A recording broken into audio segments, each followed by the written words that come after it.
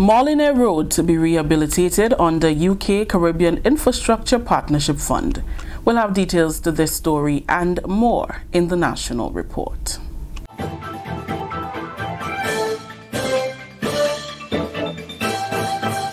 Welcome back with the details to the news for Friday, December 6th, 2019. I am Rakisha St. Louis.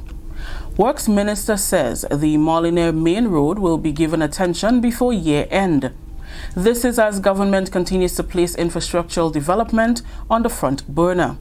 Minister Gregory Bowen says remedial work will commence in Molineux following construction work on Marast Hill.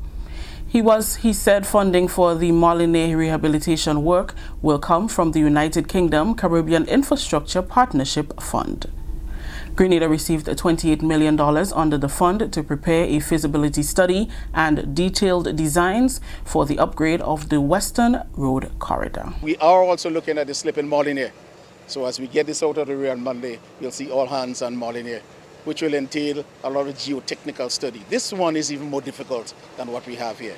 But we have the UK SIF project coming on stream, the $28 million given by the United Kingdom when the Prime Minister visited us, remember, so many years ago, and he gave money to Grenada, to Jamaica, and the other part. We do have this fund there, and we'll do that studies along the Western Main Road, where we have slipped in St. Mark, and now this one we'll ask them to do it first, so we can correct Molineux first, and at the same time correct this. The UK fund provides grant financing to 8 Caribbean countries eligible for overseas development assistance. During this week, there were several events scheduled as part of the Caribbean Examination Council CXC 2019 governance meetings in Grenada, which has so far been a success. Several officials from CXC, including the Deputy Chairman, Dr. Marcia Porter, Registrar and CEO, Dr. Wayne Wesley, and Pro-Registrar and Deputy CEO, Dr. Carol Granston, along with the regional top awardees, arrived earlier this week to participate in the week's activities. We get more in this report from Annette Moore. The CXC 2019 Governance Meetings Week of Events in Grenada began with an early morning interview of 3 top awardees on the Grenada Broadcasting Network. Following this, awardees and CXC officials, along with the Permanent Secretary for Education, Kevin Andel, paid courtesy visits to Her Excellency Dame Cecile Lagrenade, Governor-General of Grenada, Deputy Prime Minister Honorable Gregory Bowen, and Honorable Pamela Moses, Minister with responsibility for tertiary education, skills development, and education outreach. At the Governor-General's residence, Her Excellency spoke to and interacted with the regional top performers and CXC officials. How do you balance your work life and your personal life? How do you balance being the Governor-General, or does that being Governor-General roll over into your personal life? Some people sort of isolate the position from their personal life from being Governor-General, but I have been able, luckily, to incorporate both. So I spent on Saturday night, I went to the final of the football match between the parishes, and one of my friends attended with me. So I sort of incorporate it like that, so it doesn't really affect me that much. At his courtesy call, the Deputy Prime Minister welcomed the awardees and the CXC officials. It was great pleasure that I welcome you to our country and compliment you on your achievements. I have to take this opportunity too to compliment the Regional Examination Council. Students shared their achievements and hopes for the future, and Honorable Bowen responded with encouragement. There were many adversities, and how I overcame those adversities was through the intrinsic motivation I possessed. I had a goal in mind which has always been the same: to ameliorate the standard of living of my parents. I've seen them made so many sacrifices to ensure that I am where I am today, and I believe that this is the best way to repay them. So that has always been the driving force behind all of my successes, and being here is such a pleasure. Whether you're in the government, into the political arena, or you into the private sector, or education or otherwise, please, we are looking forward to your continued excellence, and you're inspiring the others in your generation to do better.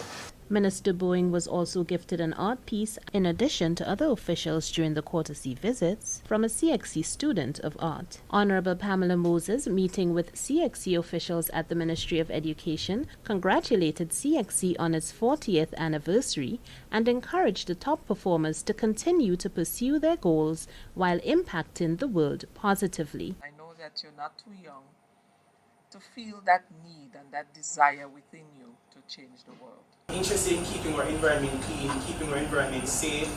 I'm especially interested in things like coral reef farming and stuff like that. I'm really interested in maintaining and protecting the environment. Also, I'm interested in starting my own business in agricultural science. I like the idea of producing, eat what you grow what you eat. On Wednesday, December 4th, CXC officials and local officials met with secondary school principals at the Grenada Trade Center Annex to inform them about existing, new, and upcoming initiatives by CXC while addressing stakeholder concerns. But we recognize that there is some dissatisfaction out there. Readiness for e-testing. E-testing has been a concern for many of our stakeholders. We're going to talk about some of that today. Technological capabilities to do this, timely and comprehensive communication, and the quality of our test are some of the concerns being raised. On November 5th, CXC officials again met, this time with the School Examination Committee, or SEC. The regional top award ceremony was held later that day to award all outstanding performers. Today, the official activities concluded with a CXC Council meeting, a press conference, and the Prime Minister's reception cocktail. For the National Report, I'm Annette Moore. Thank you, Annette. This is the National Report. More news after the break. The Carriacou will be transformed into a magical wonderland with lights, fun, music and action on Friday the 6th and Saturday 7th December in the first annual Festival of Lights. On December 6th, the action begins at 6 p.m. and on the 7th, the action begins at 5 p.m. and we go until 11. Come with your family to enjoy an amazing light show, a concert featuring our top local artists, Parang, Carol, Santa's Village, a kids zone, string band music, a Christmas night market, local cuisine and much more. But wait! There's more. On the 14th, the festivities begin at 5 p.m. and on the 21st, it kicks off at 3 p.m. Festival of Lights is sponsored by the Grenada Hotel and Tourism Association, Hideaway True Blue, Range Development, Harvey Law Group, National Lotteries Authority, Glenelg Natural Spring Water, Netherlands Insurance, and Jonas Brown and Hubbard's. Festival of Lights, the Carriacou, December 6th and 7th, brought to you by the Grenada Tourism Authority and the Ministry of Tourism. No unauthorized vending. Welcome back. Office of the Integrity Commission for the third year joins with the rest of the world in observing International Anti-Corruption Day on Friday under the theme, Together We Unite Against Corruption. The Integrity Commission joined with staff and students from various schools across the island, the Financial Intelligence Unit, Royal Grenada Police Force, the Media Association, among others, as they marched through the streets of St. George's. Chairman of the Integrity Commission, Anande Trotman Joseph, says that it is highly important to have the students involved in this observation. Why are we inviting so many students in schools? We're doing that because, as we know, integrity means our values, and values can't be taught to you when you've become old. When you're older, what happens is that there are laws that will deter you or prevent you or punish you if you disobey the laws.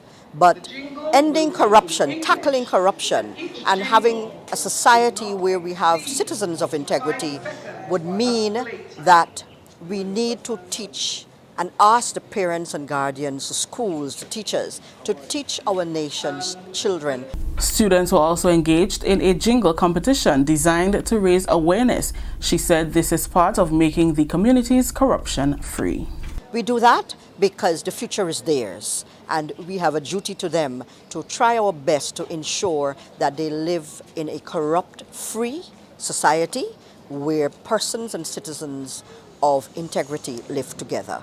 Finally, in the news, the local Caribbean Agricultural Research and Development Institute, CARDI, invited a number of agriculture stakeholders to celebrate with them on the 11th Open Day hosting held at the National Stadium recently. We get more in this report from Karima Lewis. Minister for Agriculture, Honorable Yulin Bain Hosford, other officials from the Ministry of Agriculture, representatives from stakeholder organizations, and farmers convened at the National Stadium to celebrate the 45th milestone of the Caribbean Agricultural Research and Development Institute, CARDI, in the Caribbean region. The anniversary was observed in the hosting of what was the Agriculture Institution's 11th Open Day session. CARDI's achievements throughout the year 2019 were highlighted, as well as its contributions to research in the agricultural sector lauded. Some of the accomplishments mentioned were cassava value chain development, soursop value chain development, vegetable nursery management, nutmeg research and development, and alliances for coconut industry development for the Caribbean.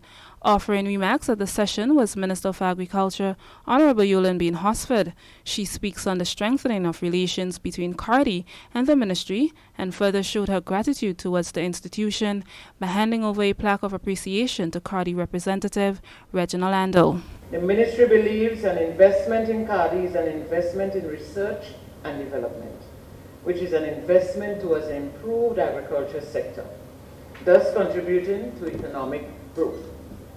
Therefore, strengthening the partnership between CARDI and the ministry has tremendous benefits, and it is in the best interest of both parties to pursue that path. Director of Research and Development at the Ministry of Agriculture, Dr. Malachi Doughton, emphasizes the need for there to be collaborative research efforts between the ministry and CARDI. The Ministry of Agriculture always applaud any effort towards research. We are aware of the need to guarantee that CARDI can work within the ministry or respective ministries throughout the region, because with the limited resources, globalization have forced CARDI to incorporate and collaborate themselves with the respective ministry in the respective region, and to ensure that in each country there is a research agenda to guarantee that CARDI can direct that research agenda and to ensure that we can get the result that is needed, to improve the livelihood of farmers and improve the well-being of farmers by owning more with production and profitability. Moving forward in 2020, one of the focuses of CARDI will be to continue with its developments in the field of cassava, especially in the village of Munich St. Andrew. This is according to CARDI representative Reginald Andel. We are far away from where we really want to be in this cassava industry. We're really just scratching the dust, as it were. We're really not where we want to be. We have talked about it, all the agricultural agencies have talked about it in the past 5 or so years, but we're not really where we want to be, in my view. We want to make it more sustainable, more endemic than it is right now. The little that we have done is helping to transform the industry, making it more sustainable, making it more alive. And we are very grateful for that. I spoke to this foreign processor 2 weeks ago. Well, I didn't want to put up that picture. I spoke to her 2 weeks ago, asked her how is things going with foreign. Full of praise. Good sales, she's making money. I think in my mind, I want to do more around that Munich village. I think it can be done with cassava. So maybe I might attempt that next year. Another heavy focus area for 2020 will be nutmeg research and development. For the Ministry of Agriculture, I am Karima Lewis. That story just ended the national report for today, Friday, December 6th. Let's recap the top story. Molyneux Road to be rehabilitated on the UK Caribbean Infrastructure Partnership Fund. On behalf of the entire news team here at the Government Information Service, I am Rakisha St. Louis saying thank you for joining us. Until next time.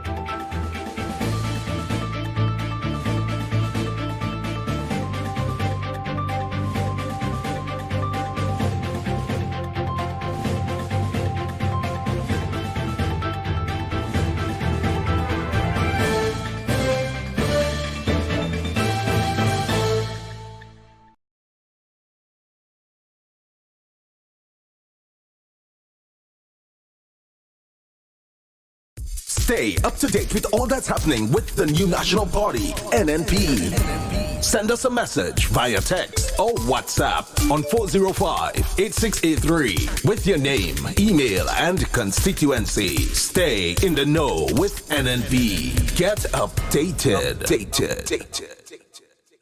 If you want to stay married, divorce speed. Never drink and drive. After whiskey, driving is risky. A message from the Traffic Department of the Royal Grenada Police Force.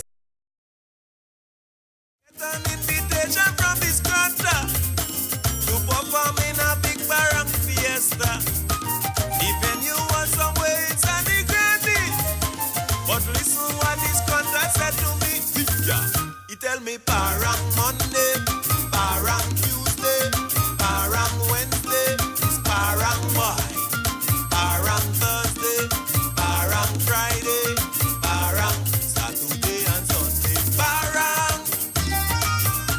Hey, Viva.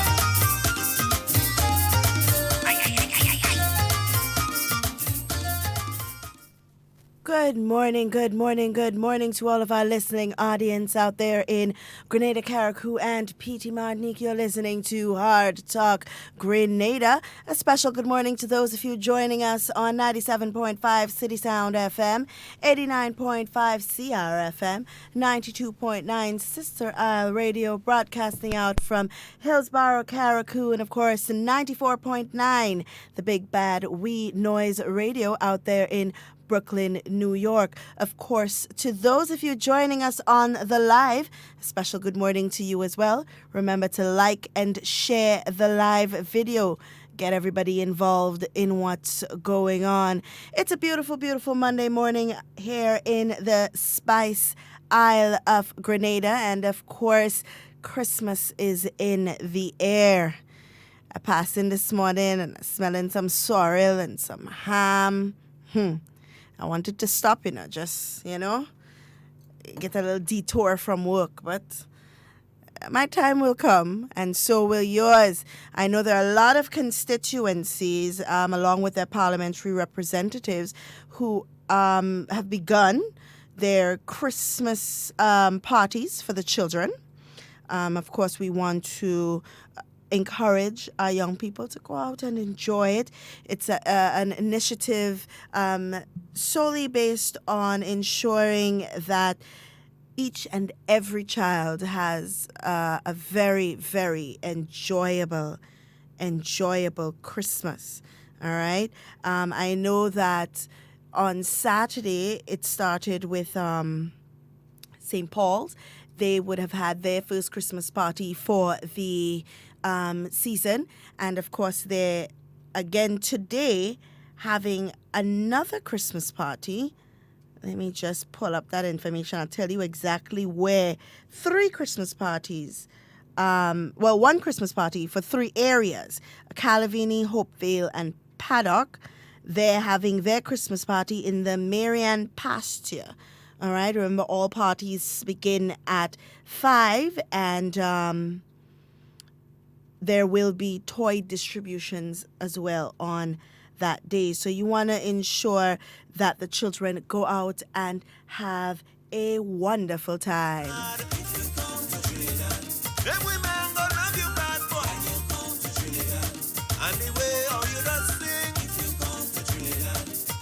A special good morning going out to Mr. Mills out there in Carriacou. Boy, if I only tell you I didn't get an opportunity to go and see the parang train, you wouldn't believe me. But it's been such a busy weekend, so much bustle here and there. There was the lighting of the carriage, which is it's very lovely. It's a breath of fresh air on the carriage. It looks very well put together, very festive, you know. So I encourage everybody who has an opportunity to go out and see it and just enjoy the ambience, you know. And Quarantine Point is still lit. I believe that right now what they're doing is they're charging a fee, which is understandable because, of course, you have to think about maintenance of the lights, security, and all of that. But in addition to just having the lights and people going there to see it, there's an additional aspect to that. You get, I believe, to watch a movie. I think that happened yesterday. Blankets on sale, chairs put down. So you could go out with your family and really enjoy that. And I believe they're going to do that every weekend until Christmas. If somebody with more information could just call and give us a little idea as to what's happening, then do that. That'll be great. It's a good activity for the children. Get them into the Christmas spirit, you know, and feel the festivities. We have so many other things to talk about, but I just wanted to start off with the Christmas season because, you know, it's a season of giving. You know, I think that we have lost what Christmas really means to us as a people. I think we've really lost that, and it's important for us to try and put a meaning back to Christmas. It's not only about going to a fete or drinking sorrel and ginger beer and enjoying a ham, but we must find the real meaning, the real reason that we celebrate this season. And I see very early this morning, I have a caller, and I'm going to take that caller simply because I know exactly who that caller is, and I really want to speak to him, you know. But let me just take that call real quick. Oh, no, it seems like we've lost him. Mr. Mills, go ahead and give us a call back. Go ahead and give us a call back. We're dying to talk to you. I'm very sorry. I hope you didn't send down my black wine. I'm still waiting on it, you know. I'm still waiting to get my drink of black wine. So I hope you didn't set it down because I didn't get to go and watch the parang train. And I think that's him again. Let me take that call real quick. Good morning, Mr. Mills. Hello? Oh, no, it seems like we lost the call. Now, remember, very early this morning, we're going to open the lines to enjoy the conversation that we're about to have. Everybody needs to be a part of it, right? The numbers to call are 440-7377 for local calls, 440-7377 for WhatsApp calls, and 347-329-3101 if you're in the diaspora. Good morning, Mr. Mills. Good morning. Good morning. How are you? I'm good like French food. What? Good like French food? Yeah. Ha! Oh, wow. That's the first time I'm like hearing French that. wine, you know. Oh, like fine wine? Yes, yes. All right. How are you doing? I am good. I'm good. I was just apologizing to you on public radio for not How are you, man? How are you? For not attending the parang festivities. Why you so much are baking? Are you baking and you're cooking straight, eh?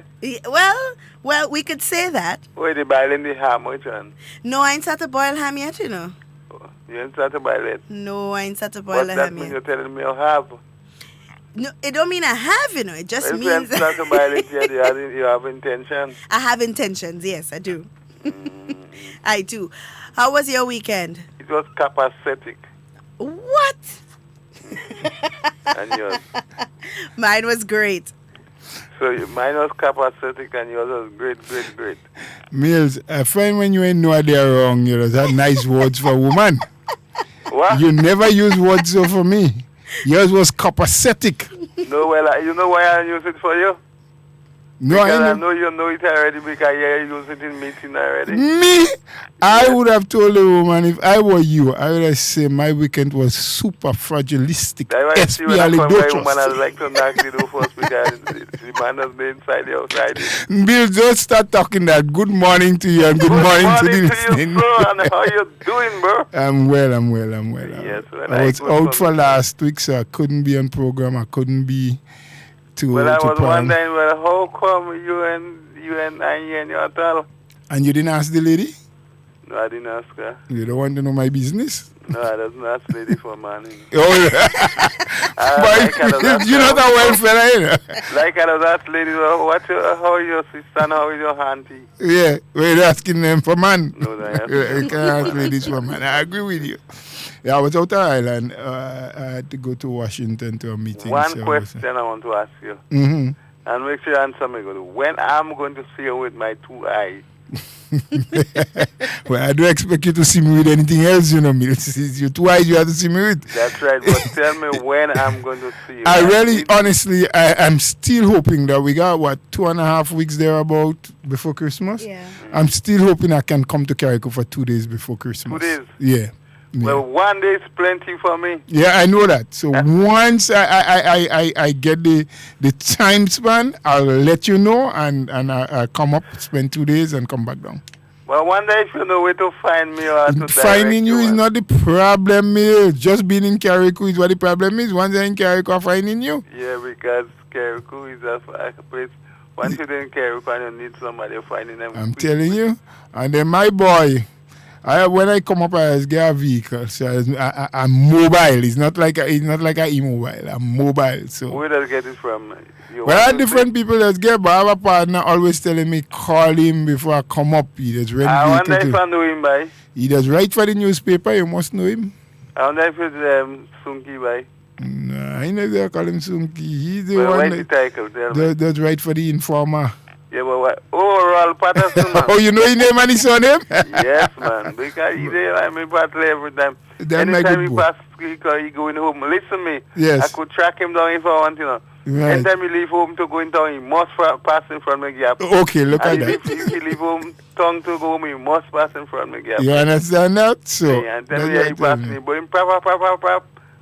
Yeah, must know he passing. So it's not a problem to find your meal. So as soon as I work on that, I'll let you know. I'll be on my way. So, the morning now start and we have a lot of people. You could listen me.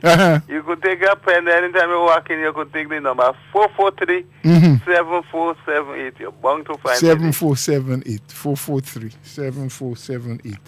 Yeah, you must find me right there, man. Right, so we won't get you. We won't get to you. All right, no problem. Right. You have a good day, my brother. Yes, man. Yes, right. Man. You be good, too. You too, buddy. All right. All right. All right, and that's a wonderful way to start off, to kickstart the morning. But down into serious business, I know Mr. Bola would like to say good morning to the people before we begin. He's back on island, of course, and he is back with us this morning to continue the conversation. I wish he was here on Friday, though. Friday we had some really good conversation. I wish he was here to be a part of that. But nonetheless, he's here today and the conversation can continue. Good morning, Mr. Bola. Good morning to you, Ms. Duncan, and good morning to you, the wonderful people out there, the listening public. I did miss you all, though. I did. Yeah, I didn't so much miss Duncan, but I miss you. I miss the conversation, the dialogue, And on Mondays, I'm here because it's called Open Line. You can call, you can ask your questions. I am not the repository of all knowledge, so I don't have all the answers. But, we attempt to have that dialogue where we can educate you, we can elevate you from where you are. We can also entertain you. And, of course, you can entertain us because we do learn from the public public when they call. There are things that are happening out there in the country in various parts that we probably don't know and may never know. But through this medium, through this program, people call, we get information, we take notes, we inquire about things, we pass information on. Things get done. Things are happening as a result of this program, as a result of your participation. So feel free. I mean, let us know what's happening. We are endeavoring to always do better. And I'm talking not just the program, but the party and government. Yes? Absolutely. And so whatever information you give to us, we take it serious. We take notes. We pass it on to the relevant authorities. And we do hope that some sort of solution can be found for the problems that you face. So have a good morning, everyone. And let's get going. It's Christmas in the air, right? Yes, We'll talk about that down the line. It absolutely is. And with that being said, I want to appeal to all of the different constituencies and organizations as well who are having the different Christmas parties within their village, respective villages and so on, to just either send us a WhatsApp or give us a call, or even post it on our Facebook page, the time and dates that you're having these activities, because in all, it's for the benefit of the children of the nation. We want to make sure that all of them have a really good Christmas. So if you have your respective, I know there are a lot of organizations out there who have toy drives and Christmas activities for the children and so on. So you can always let us know so we can spread the word, ensure that all of the children have a good Christmas. But I have a comment here that I really, really want to read, right? And then after I read that comment, we're going to take a call that's on the line. It says, I would like to say a very heartfelt thank you to the ministry and all those involved with the repairs of the Marist Hill Road on behalf of the whole country. Thank you. So this person is thanking the ministry, and I assume NOASA and whoever else has been involved. The contractor and everyone Yes. involved. And I think Thank that's you. so nice. And I would like, on behalf of the country, to thank that person for saying thank you, because, and of course the Minister of Works, who would have been head on in that. It was a sudden breakage of the road. It was almost emergency type. And I think they did. I heard the minister on, though, saying that what has happened is a temporary fix for the time being, but they wanted to do it to ensure with the busyness of the Christmas season that patrons and businesses and so can get, and come January 2020, they will try to do a more permanent in terms of doing a retaining wall and things like that. So hats off. Of hats course, off and for to the those engineers and for those everybody. persons who would have actually seen what it looked like in the latter part of last week, where the entire road was dug up and traffic couldn't flow and all of that. For those of you who see it then and see it now, you would think it's a miracle that happened because, I mean, they say it's a temporary fix, but it's a very good temporary fix in my almost temporary permanent. Almost temporary permanent. All right, but we say kudos to all those who have been involved. Of course, and that means even that the police, we have to thank them because they were able to control the traffic and the pedestrians and the motoring public for the patients and everything on behalf of everyone else. We thank them. Yes, because we know on Monday there was a lot of traffic. I'm coming down from Mount Morris, and the traffic is all the way back to Cherry Hill because, everybody's trying to find their way. But I believe that by Tuesday, Wednesday, people really got the hang of it, and the police were really in sync, working together in the different areas to ensure a nice, smooth flow of traffic. And when I look at the work that was done on Marist Hill this morning, it means that it took a lot of late hours to get that level of work completed in such a short space of time. So that you, of course, and that person, very, very, very, very well-deserved thank you to these people. So we have a caller on the line. Let's take that caller very early this morning. Good morning, caller. To my wonderful, beautiful sister. Good morning, Miss Jacob. How are you? I'm good, and how are you? I'm fine. And to my wonderful, beautiful, oh God, handsome wee papa. I don't know how to put it. Thank you, Miss Jacob. Good morning. How are you? I'm fine. I can hear it in your voice. You had a good weekend. Eh? In your voice is telling me you had a good weekend.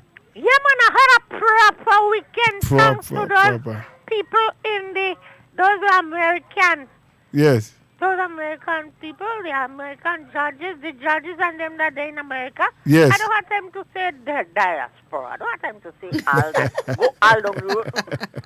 Those Grenadians, those proud and wonderful Grenadians that they in America. Yeah. You know what they do? They have a group they call the Cradle. Oh, the Cradle. To the right. Kin. Okay. Yeah.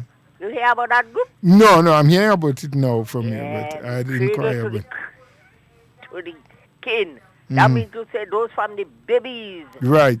To those who working with the Kin. With the Kin. Oh, the Cradle to the Kin. Wonderful time with us. Okay, good. It was dinner, boy. That dinner was delicious. You have people who call back for. Yes. But I take mine, what I call back for, I take mine and I go home with it. Yes, so you take your time and you sit down and you eat it. It was sumptuous. Well, we say hats off to them. Cradle to the Kin. Those judges. Yeah, the judges. Yes. Cradle to the Kin. On behalf of Miss Jacob and all the other people. Yes. They want to say thank you. Thank you very much. Especially those people in the poet, those senior citizens in the poet. Yes. I had a wonderful time. And God bless the bus that come for us. Right. And Mr. Mason that bring us come back home. It was a wonderful idea. Well, I'm happy for you all. I wish those groups and them as that Cradle to the Kin and the Gap. Let it go up. You know about Gap, eh? Yeah. Right. They're doing a wonderful work. And the 17th of this month, Gap and them bringing home a food for the seniors. For the senior citizens. And I want some of those media and them let they go and meet Miss Carol. Yes. Go about with Miss Carol. So when you go about with her, I will take a picture. Well, at least they need to know. You see, sometimes if the thing is not publicized well enough, sometimes the media people don't know and they don't know where they should be. But if they're getting that message, I agree with you that they should go around, take a few photos and, publicize what is being done. Because there's a lot. There are a lot of groups. You are talking about what you know, and there are a lot that we don't know about. That's why we say through this medium, if people can call us, let us know what's happening, tell us about the good things. Grenada is a good place, and Grenadians are really good people, always willing to share, always willing to help someone else's life to be better than it was. And sometimes we concentrate too much on the negative stuff, the things that don't bring us any good feeling. It just brings heartbreak and so. And I really want to commend and congratulate, all the other organizations, not just those two, but all organizations that have been over the years and even in the slower times, not just at Christmas, but at other times. I knew, for example, on the 3rd of December, earlier this month, that the parliamentarians in St. Andrews, the 4 parliamentarians, that they came together and they had a wonderful dinner as well. I was out, I wasn't able to participate. For the seniors of the constituencies, the 4 constituencies, so it's like the parish of St. Andrews. I think it was held at the Samzin in Dunfermline there. And from the reports that I got, people enjoyed themselves. I even saw a few photos with the reps dancing with the seniors and people having a nice time. So, Miss Jacob, it's Christmas time. It's a merry time. We are happy to have you. We're happy that you are happy.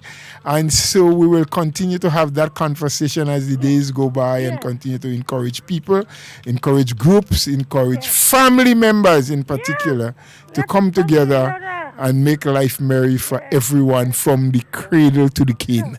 You all have a wonderful and a blessed day. Sister Duncan, take good care of my brother. And brother, you take good care of my sister. And you all have a wonderful and a blessed season. Thank you very much, Mr. Jacob. Enjoy your day and you too. Happy holidays to you. Bye-bye. All right, bye-bye. Bye-bye. All right. Yep. You know, as she said, we have another caller? No, not as yet. As Ms. Jacob said, there are a number of organizations. Yes. They do things. The politicians do, the parliamentary reps do, but they're civic organizations. Some we don't even know about. Some you hear about them by the way. People tell you what activities they have. And it is the season when people think that they should really share. I mean, generally, there's a lot of sharing that takes place in Grenada. You look out for the less fortunate, but Christmas time seems to expose what is being done a lot more than any other time in the year. And so, you know, we want to use this opportunity through this medium to thank all of those who have been giving of themselves and of their worth, their possession. Some are directly involved in preparation and the movement of the people and the organization. Some contribute by just sending what they have, be it cash or food or kind. Some people make their premises available, you know. So in different ways, but it all comes together and create a wonderful time where people can meet and greet and eat and drink. I hope not too much, because the drinking part is something that we have to be careful with. In fact, it's a while now that the Ministry of Health, in collaboration with the Royal Grenada Police Services, Police Force, have been looking at the issue of drinking and driving, alcohol consumption and driving. And I mean, I know some legislation went to Parliament late last year, early this year. I've heard the Minister of Health, in particular, make mention of the legislation and the coming into being of that law, where they would start using that instrument called the breathalyzer. Several times on post-cabinet briefing, I think he did make some mention of it in his deliberation on the budget a week or two ago. And so it is my understanding that law is going to take effect, and they would start the process from the 16th of December. This month, this year, you know. So it's never a good thing to consume alcohol, especially serious amount of it, and then to get behind a wheel and try to drive. We oftentimes say, if you will be drinking, don't drive. And if you're driving, don't drink. Have a designated driver when you want to drive. And of course, this is human nature. We know we'd like to hang out. We'd like to go to the parties, to the shows, you know, whatever there is. And if that is going to be the case and you're planning to have a time, as we oftentimes say, you know, the slang on a young boy, I go into that function and I'm going to have a time. If that is your plan, nothing is wrong, but designate someone that you know is only going to have 2 sips of water, a little soda water or something, club soda, as the driver for that day or that night or that occasion. And do not go and consume excessive amount, and then you want to get behind the wheel, creating problems on the nation's road. Because, of course, there will be a no tolerance for that kind of a behavior. The police has been doing their very best, but now they will have the instrument that will assist them to make a formative decision. They will have you, you know, blow into or breathe into that instrument that will test and show the alcohol level. I do not know what the level is or should be. That I have to research or get some information on. I am sure that it is prescribed in the legislation, but I don't have a copy of it with me. I just thought I'll throw that in as we were talking festivity and, you know, the fun time and the laughter, and especially some of our younger ones. Not that the seniors don't do it too, and we should be showing examples, but I think our younger drivers, both male and female, are sometimes the ones most guilty of the habit. You know, we go to the show, we are enjoying ourselves, we're taking an excessive amount, not realizing and remembering that you have to get behind the wheel. You know? I say to you, if that's the case, if you forgot that you were driving, if you had too much to drink, lie in the vehicle, sleep it out, rest it out, before you try to speed on the nation road, endangering your own life and the life of other road users. So, It's just a little warning. 16 December is my understanding that the police officers should have their instrument and be able to test your breath to determine your level of alcohol. So, hey, don't feel that we could get away. There ain't no shortcut, no back roads. Can understand the police go be all in them back roads too. so they testing. So they can't get away. You can't get away. So just be careful. Away. You know, we know it's the festive time. You want to have a good time. So if this weekend, these three partners from the four that normally hang out together decide we're drinking, one say this weekend is not your drinking weekend, you are the driver. Next weekend, another one becomes the driver. Yep. So the one who drove last weekend could drink this, you know. Yeah. I mean, we can do it. Share it up. We can share it up. We can still drink. We can still have a good time and not kill anyone, not damage ourselves, not injure ourselves, not damage our vehicles. I think the insurance companies, from what I hear, is part and parcel of this whole move. And my understanding is that there'll be a lot more PR. A lot more will be said. The ministry is going to put out information, the police, the insurance companies, they're working in collaboration. But I'm just saying to our people out there, if you decide to be drinking at some festival, some show, some party, whatever it may be, have a designated driver. Ride with a friend who doesn't drink. Leave your vehicle packed up at home. But if you did it, and then you realize, I drank so much, lie in the vehicle and sleep. Nobody ain't doing you nothing in Grenada. It's true. It's such a peaceful and lovely place. Sleep it out before you drive it out. Absolutely. Yep. Sometimes we do more harm to ourselves than good, yeah? Yep. We do more harm to ourselves. Yeah. But Mr. Bola, we missed you because during the week that you were gone, so much happened. I mean, the government released a statement. Dominica elected Skerrit once again as their prime minister. So much has happened. So many things to talk about. And on top of that, we have so many good things that are expected to happen throughout the state of Grenada in 2020 as it relates to what was presented in our national budget. You know, so many things that we have achieved for this year. And I'm hoping that throughout the next 2 weeks, we can get parliamentary representatives to just pass through, spend a couple minutes with us, speaking to their people, you know, on this medium. And of course, give a little Christmas message, spread a little Christmas cheer from this end. But so much has happened. And last week we were speaking about the government statement. I don't know if you've had an opportunity to read it as it relates to the Al Jazeera claims, not only for Grenada, but also for Dominica. And somebody brought up a really interesting point in their call last week as it relates to the new norm for politics where people decide that it is okay to just rebel. And it is okay to, or it is a right for civil unrest or civil, I mean, yes, you can go ahead and what's the word I'm looking for? Protest. Yes, you can protest. That is your right. But keeping in mind that at the end of the protest, because there must be an end, at the end of your protest, will you be able to achieve what you set out to achieve? One, and in the midst of all the protest, are you doing more harm to your country than good?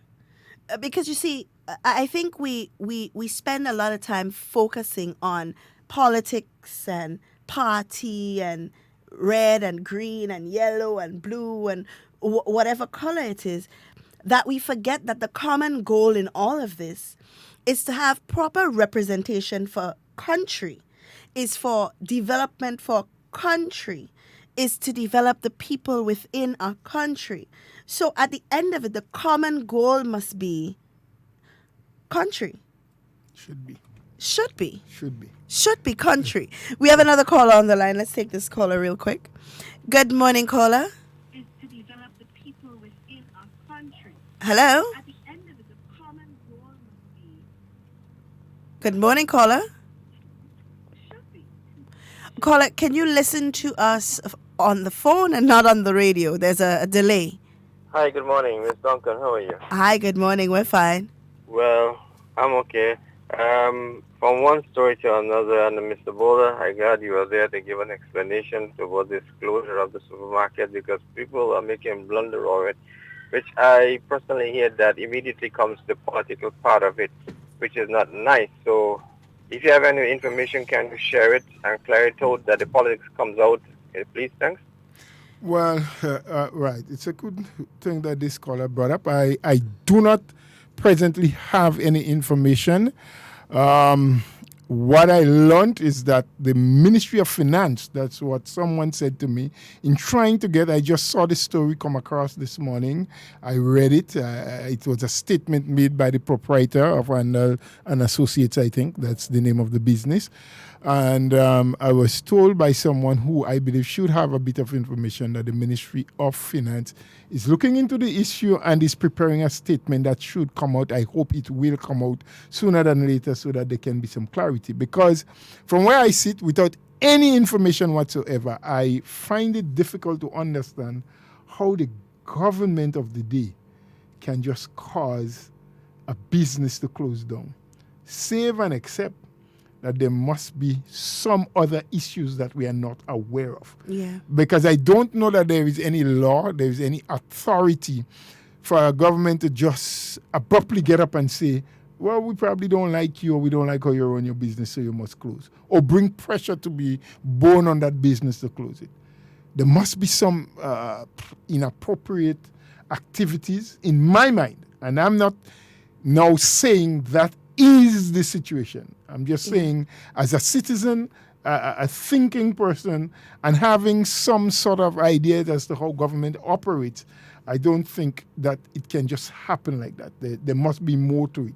And I look forward, like most Grenadians, to whatever the statement, whatever the information that will come across from the Ministry of Finance, if what I heard is true, that they are preparing and a statement should be out before the end of the day. So, as per usual, we sometimes hear news, we hear a story, and we jump to conclusions. I've said 2 weeks ago when I was on this program that whenever we hear or we see something, let's do verification before we start making the judgments and start pointing fingers. Mm-hmm. So, caller, I am not aware. I am not in the know. I don't have information that I can share at this time that can bring clarity to that situation. However, what I would say, it's unfortunate.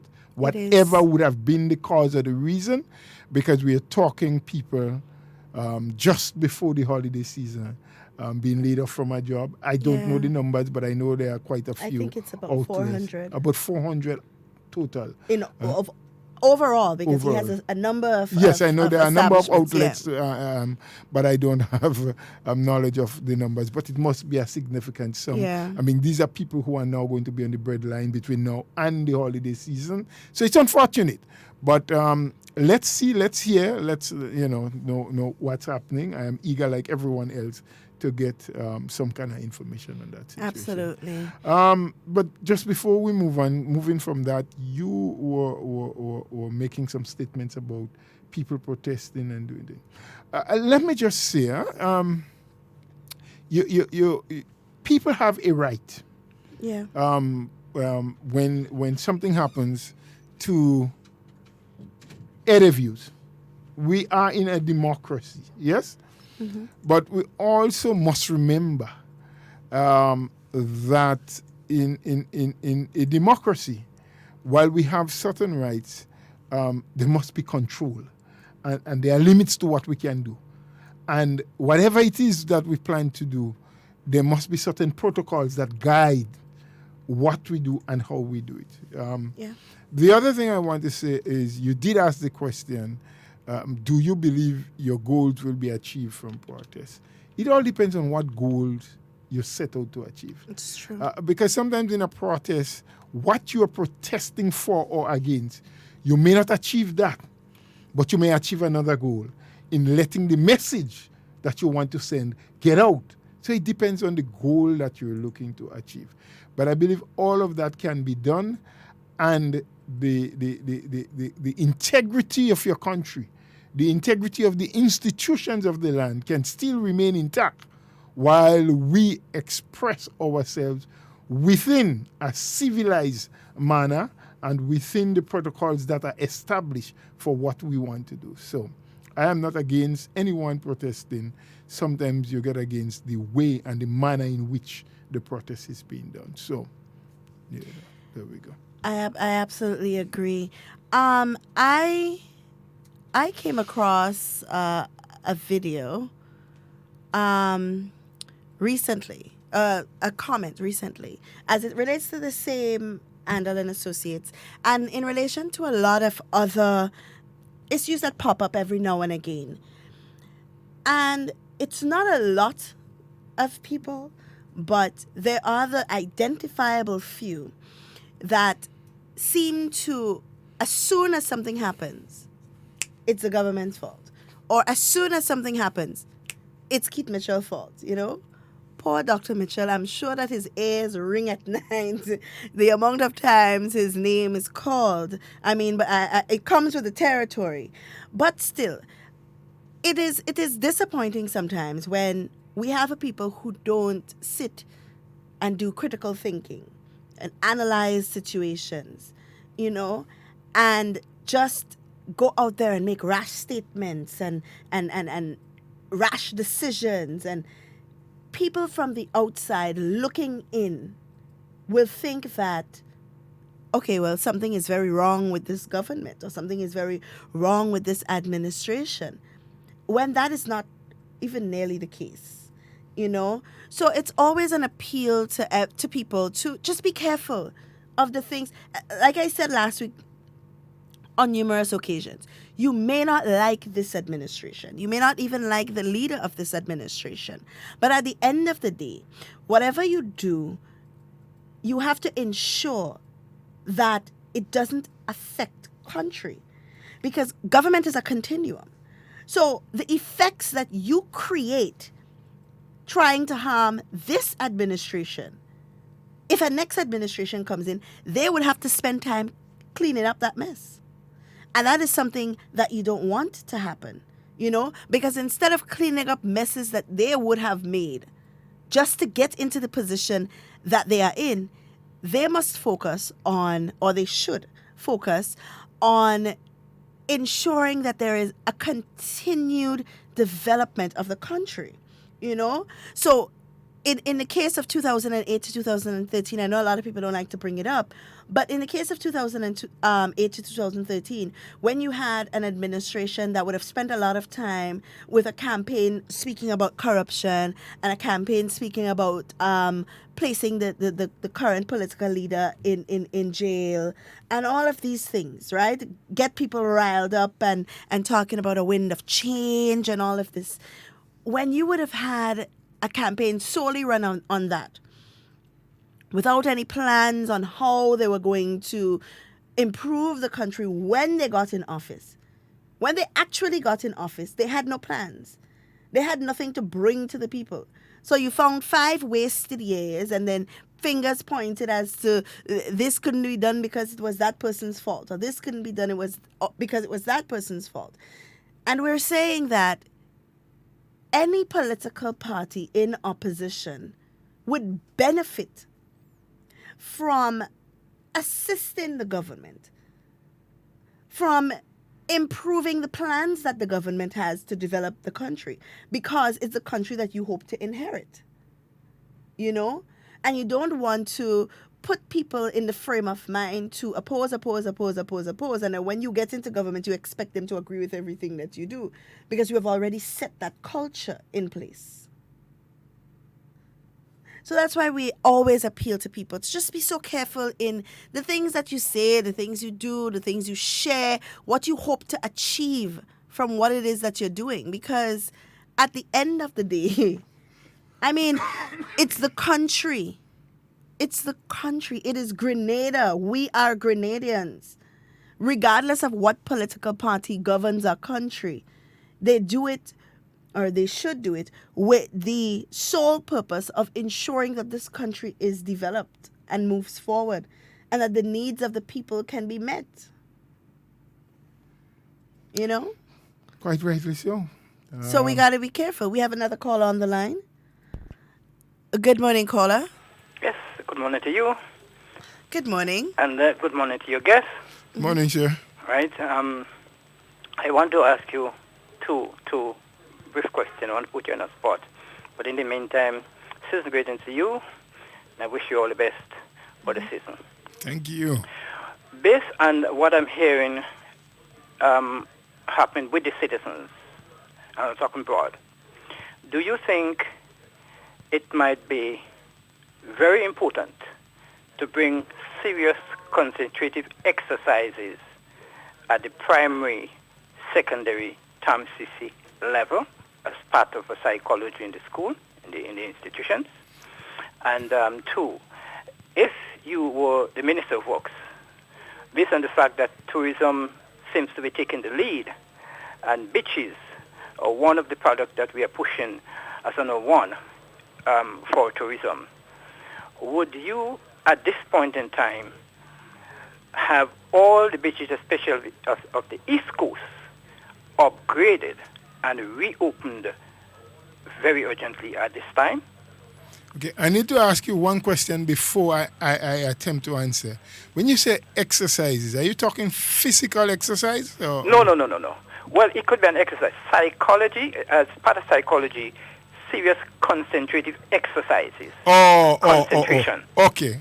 Because you see, without concentration, we cannot achieve much. Concentration gives you memory. It helps you to recall.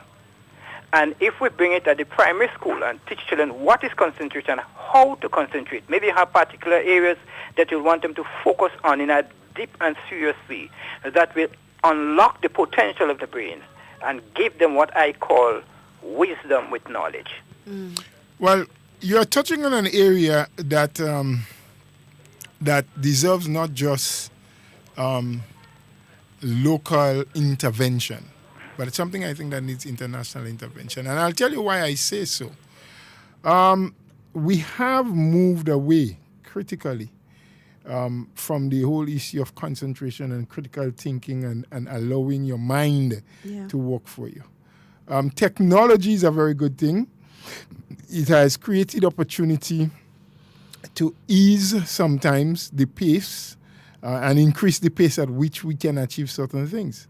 But he has definitely taken away from us that opportunity to sit and do critical thinking, to brainstorm, as we used to call it, to sit around the table and have a problem there and segment it and have different people deciding how we can best unfold and deal with the issue. Yeah. Because even when you look at our students now, presently, who does what they call, you have SBAs, school-based assessments, and they come home.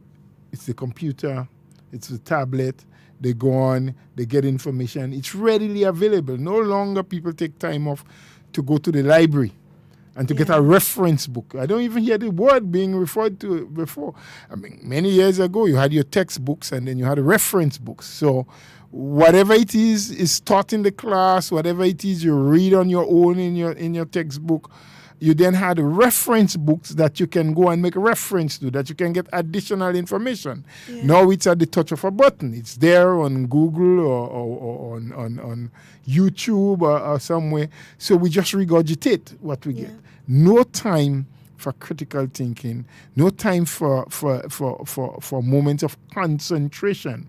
And so it's becoming more and more difficult, not just for parents, but also for the teachers to be able to introduce that. So maybe you're right, maybe the time has come that the government, the ministry, should look at a policy of how in every day from the primary school up, as you mentioned, there's a certain period of time. I think a period is normally between 40 or 45 minutes, whatever it is.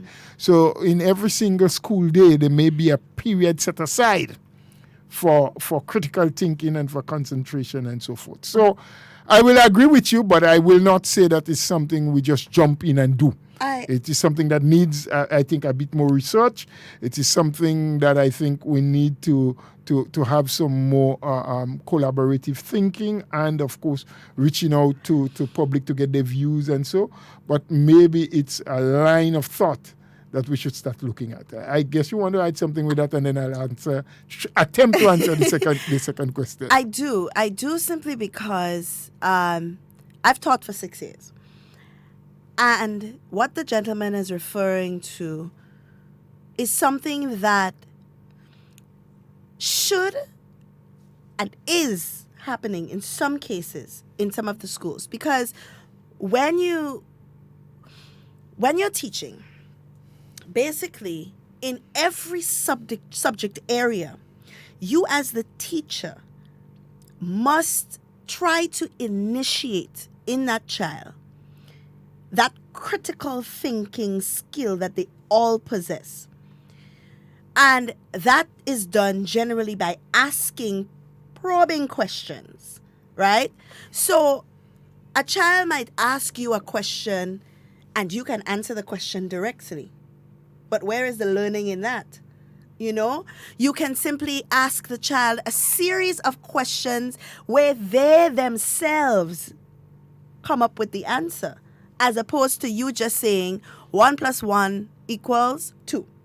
You know, you ask a series of questions that allows that child to think critically about their answer, to come up, or think critically about the process to come up with that answer. And that is being done in a lot of schools, and it's supposed to be done in a lot of subject areas. But it must also be a collaborative between teachers and parents. For example, my children come home with homework questions all of the time. And I could simply say, well, the answer for that is that, but where's the fun in that? What am I teaching them? What are they learning? They're not learning to think critically. They're not learning to probe. They're not learning to look for the answers within the question. You know? So I think it's a collaborative effort, and it's something that has already been happening. It just needs to be tweaked and emphasized, and it needs to be something that's consistent in all facets, whether it's school, at home, an afternoon class, whatever it might be. It needs to be something that is consistent because it's already happening. You know, instead of saying, well, Jack and Jill went up the hill and then Jack put the water on his head and he fell down. You might say to a classroom of children, well, Jack and Jill went up the hill. What do you think are the possible outcomes of him putting the water on his head and trying to walk down the hill? You know? So they start thinking. So that has already been happening. Yeah. It just needs to be something that's more emphasized, and it needs to be something that is a collaborative effort between parents and children to get children thinking and to keep them thinking. You know, that's why some of our children these days, and you know when it's happening, because some of our children these days are very, very inquisitive. They ask a lot of questions. And sometimes we see that as them being miserable or annoying, but it's not. It's actually them trying to understand. You know, sometimes they say don't answer a question with a question, but there's a lot of benefit in doing that, especially with children, because it gets them thinking, you know, and sometimes they come up with the answer on their own. You don't even have to give them the answer, but then they learn the answer and a lot of other things along the way. Well said. I mean, you are a professional at that. and I was not in any way saying that it's not happening. That's why I said it is not something that we should just rush into, but there should be the dialogue. There should be, parents, teachers. Maybe we need to do more of it, or do it on a more regular basis. Because I do believe that a lot of our children don't get the opportunity to really probe and think and, be critical about their work because there's so much assistance readily available, And by the way, let me put that in quickly. I'm not against technology. I'm not saying that it shouldn't happen. I mean, I've said from the onset, it has made so much more, many things so much more easier than it used to be. Yeah? But at the same time, that human capacity that lies within us, we have to, get it out, put that fire, light that fire, Yeah. let us do it. The second question I think was asked about if I was, and I am really happy I'm not the minister for works or infrastructural development, so and I have not ever dreamt of being that. But I think you're hitting on the fact that some of our beaches need to get some development and so on. Yes, so that must be a policy decision, not just something for the minister. Having been a minister myself, I know that you can have your own ideas, your ministry can have its own plans, but it must be taken at the level of cabinet where everyone is in sync with it, that the necessary funding must be made available or must be identified, even if the government by itself and of itself doesn't have the funding, but can be identified. There may be private sector people who have capital that they can inject into creating and causing the development. There might be a way in which they can work things out so that person receives some sort of benefit as a result of what they inject. So it's not a one-way stream where just a minister or a ministry or just the government. There are many ways. So it is something, if we think that we see avenues where there can be greater development, and I think you specifically mentioned the eastern corridor of the island. These are things maybe that community groups, that social partners can put together, can start discussing, can show, because government has a lot on their hand, and that pie that we keep talking about has to be subdivided to feed and maintain so many areas that sometimes there are things that they see and they know and they would want to do, but the pie just can't stretch far enough. The dollar cannot be expanded more than it is already. And there might be some other areas that gets priority over it. But I think if there's planning, if you take it in stages, maybe not all at the same time, look at the most critical ones or those that has the greatest potential, and you start working with them first, and you develop along the way. Having said that, though, as a people, we also need to understand and learn that when monies are invested, be it government, be it private sector, be it a PPP where you have private and public partnering and getting something done, that as a people, it is incumbent upon us to take care and treat properly what has been provided for us. Because time and time again, things have been put in place, attempts are being made to improve certain public spaces, areas, things that we can utilize, things that can create avenues for income generating, for job creation, and we turn around and destroy it ourselves. Fellas say, well, 20 years I live in that area, that's where I raise my cattle. They come now and clean up and want to develop and tell me I can't raise cattle there again, and you go back and you tie your cattle. They try to do a road, and a man say they come 2 feet inside my land, and his coat. And I'm not saying it's correct, that if you have to encroach on somebody's property, that the proper things must be done. I'm just using those little issues as example. And don't show your grass in my garden. They clean up the road. And I recall, I was the representative at the time at a particular place in Tivoli where there used to be a lot of water logging on the side of the road.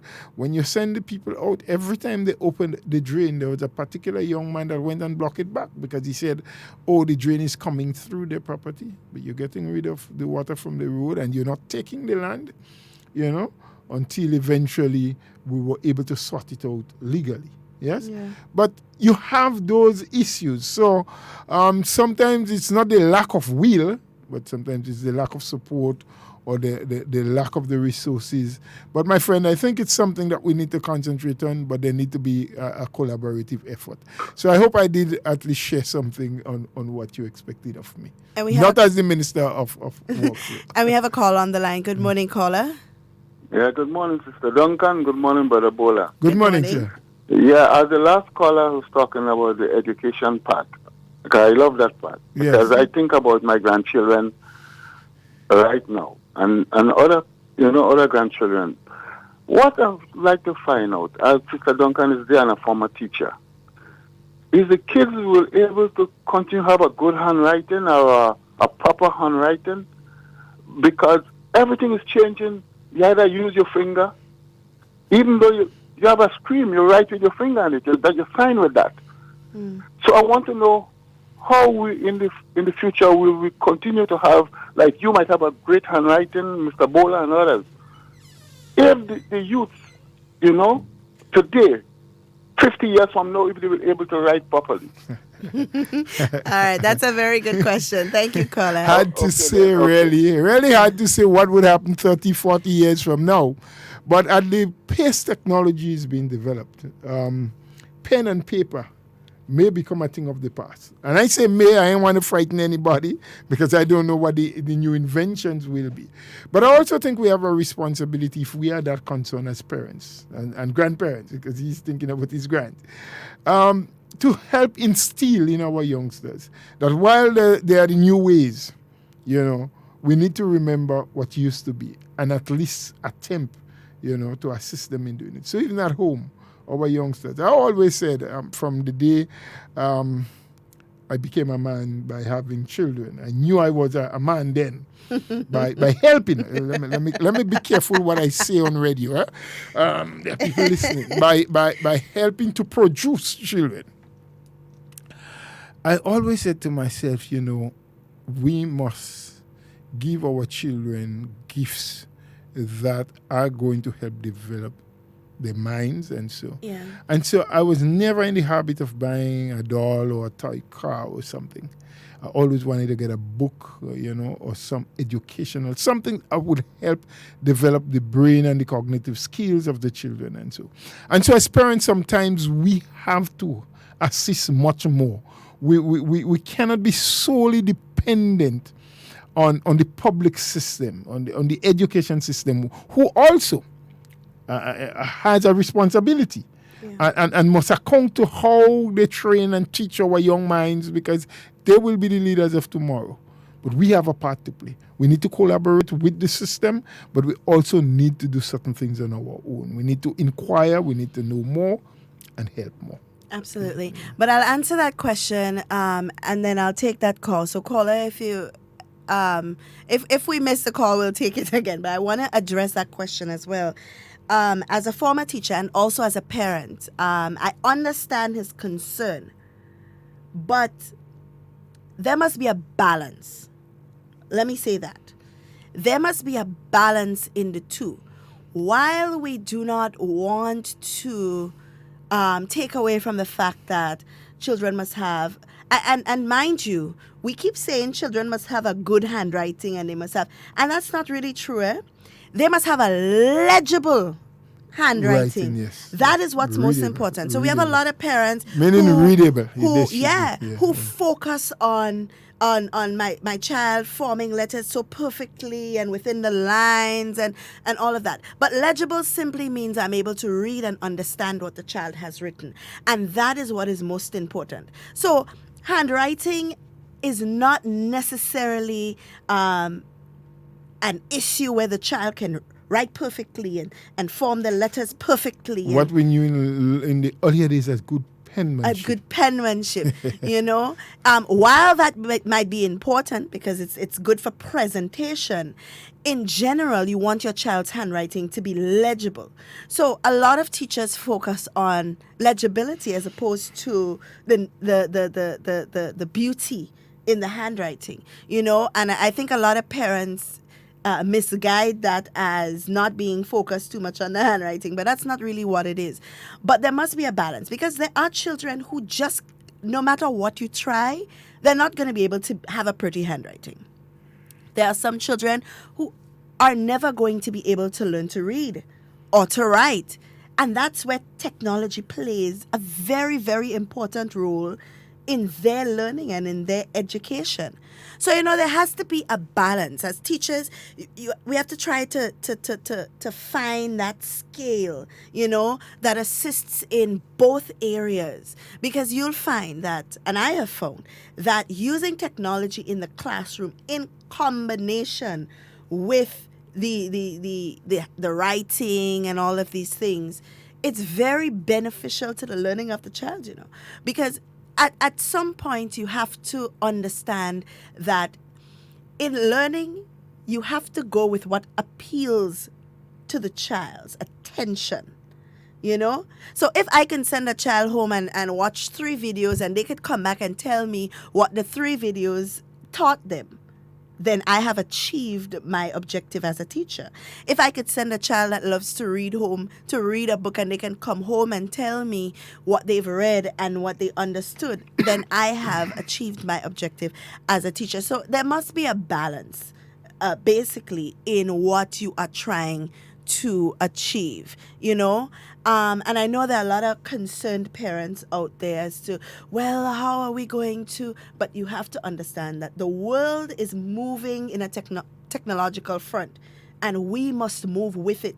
We can't be left behind simply because in the past we must move with the world. So Grenada could sit and say, well, we're not teaching our children too much technology because we want them to focus on reading books and having good penmanship and so on.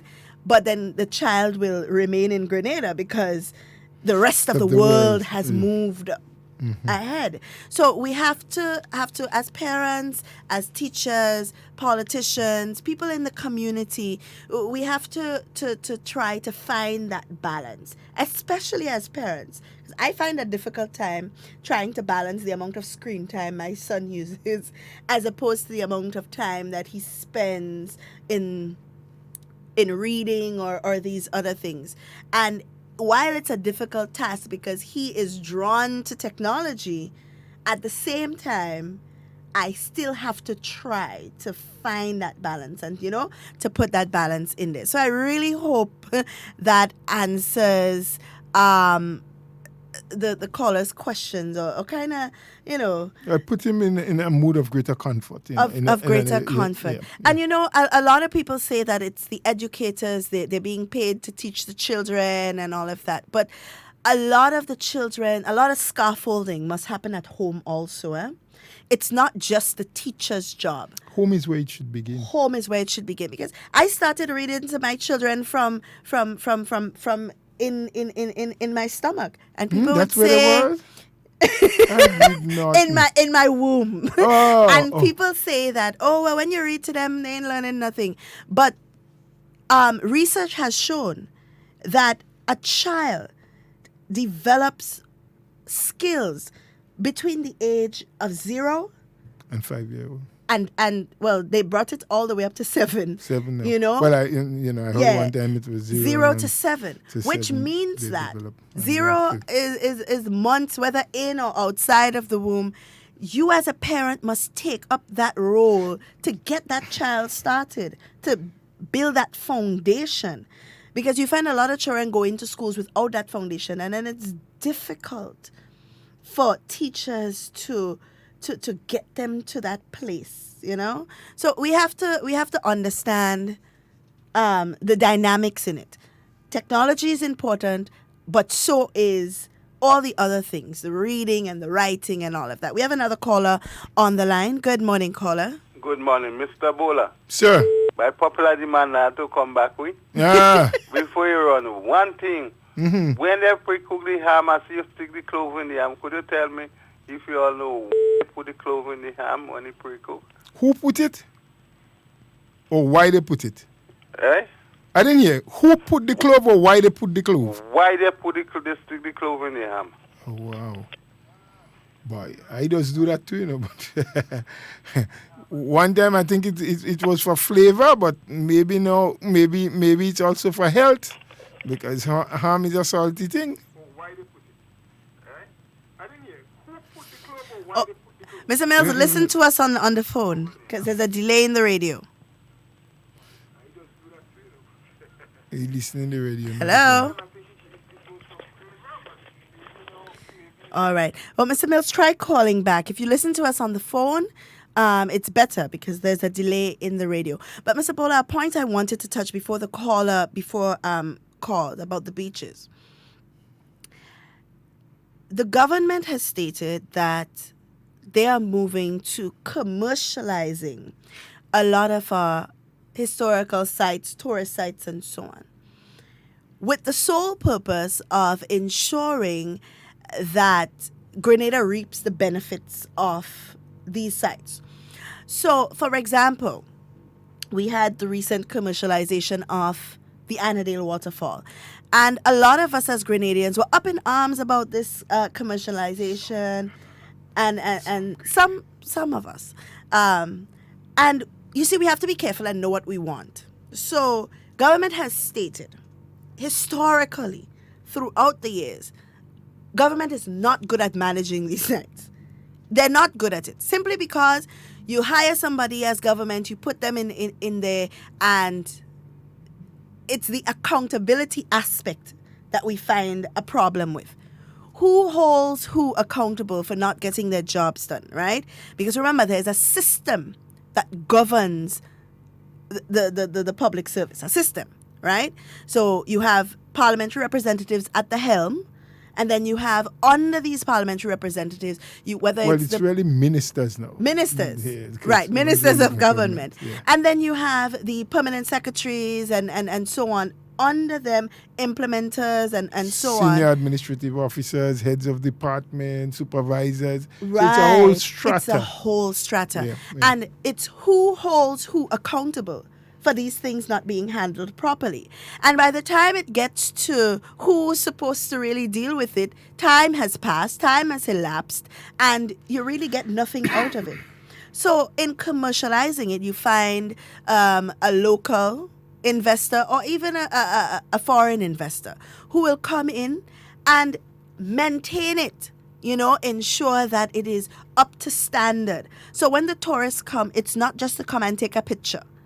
They can have a proper tour. The place is clean. The place is well kept. They can manage all of these things. So as the caller was saying with the beaches, the same thing can apply to the beaches, where we have private sector individuals coming forward and saying, or even constituents in communities saying, engaging private sector individuals to maintain these beaches, to put a different aspect. Setting up a cooperative. Of course, setting up a cooperative, and we as people must want, like I said, we must want the development because it can come and we can reject it.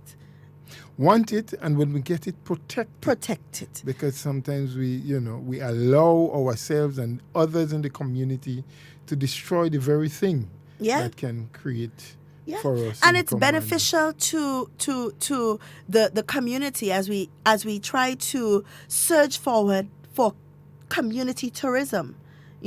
Encourage more tourism within the different communities. So when our tourist ships come, they don't go to just Annandale and Grenada and these places, but you create within your community little areas that tourists can come and enjoy themselves, and put a little bit of revenue into that community. So these are the things that we really need to think about. What do we want to see happen in Grenada? And not only what do we want to see, how can we as a people assist in ensuring that happens? We have another caller on the line. Good morning, caller. Good morning. I get, so listening to a phone like it's a conversation on the phone. Yes. Yeah. All right, nice. I get in the real thing now. Right.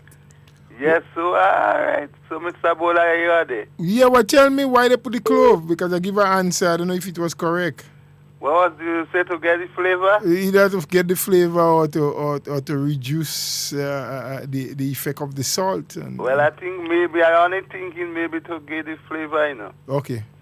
At the same time, I go ask somebody else. All right. Somebody worse than you can answer. Somebody will put in. When I say I go ask somebody, next thing I go worse person.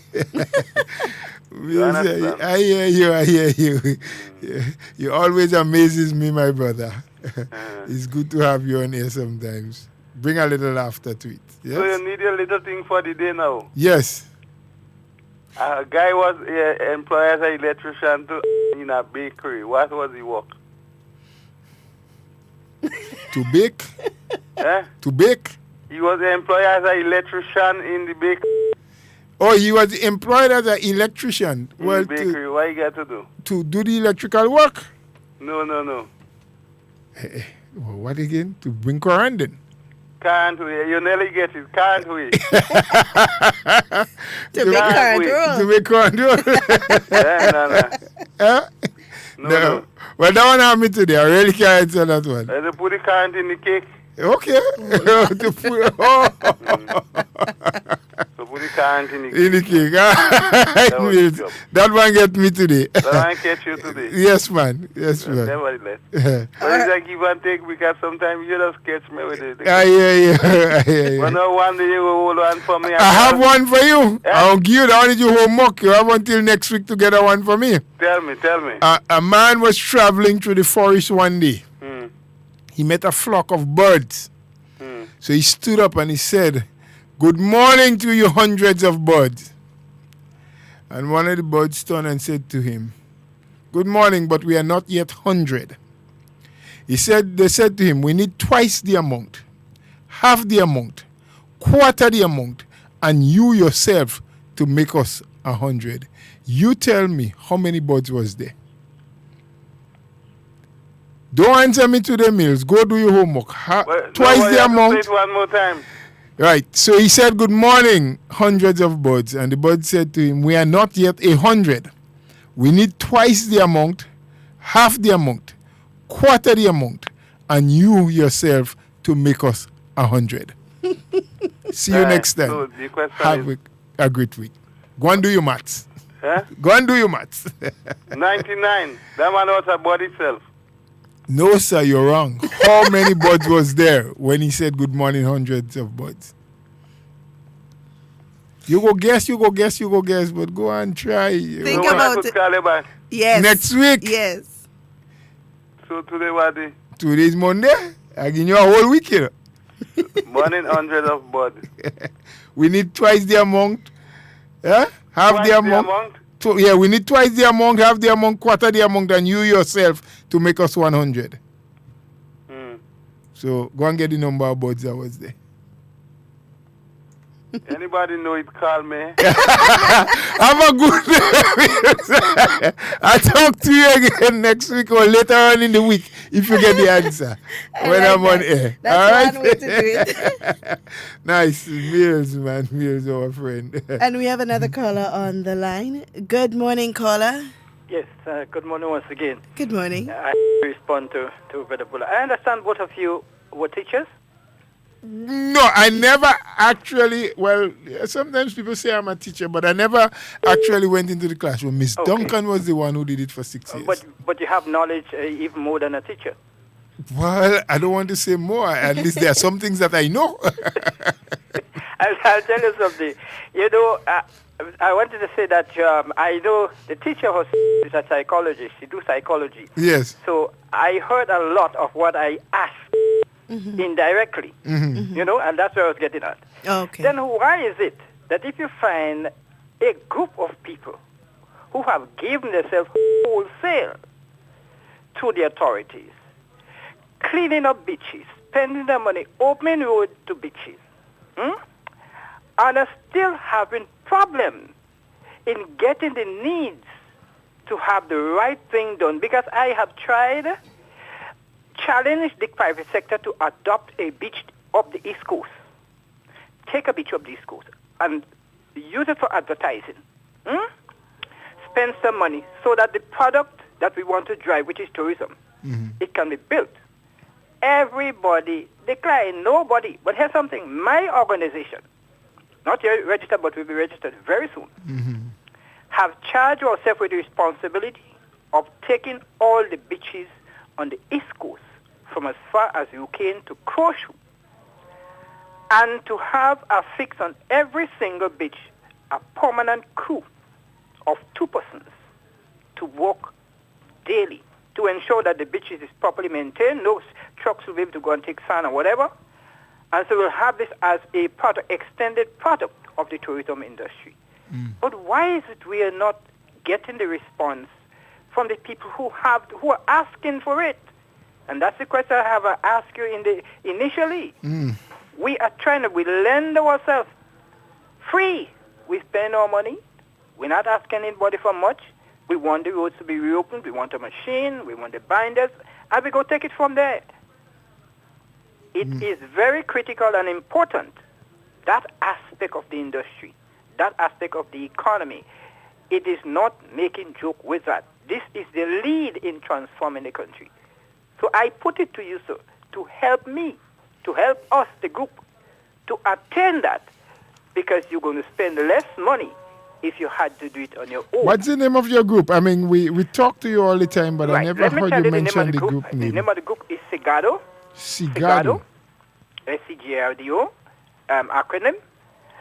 Maybe it's too early saying giving the full name, Right. because, as I said, you have to be diplomatic. Let me not spread it, but take the Sigado, and maybe off air sometime I will give you the name of the organization. Right. But And if you could, and you can give it off if you so desire, as soon as 12 o'clock is gone and we finish the program. Yes. With like contacts and so, because I don't know, and I don't want to cast any judgment here.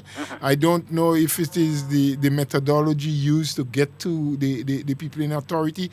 I don't know what it is, but what I can promise you, if we get some information, we'll do our best to transmit that information to the people we think that should have responsibility to contact you, work with your group, and see what can be done. Yes? Okay. I promise you that I'm going to call you back just at 12. Yes, so we can before take... you run out on me like last week. Well, not last week.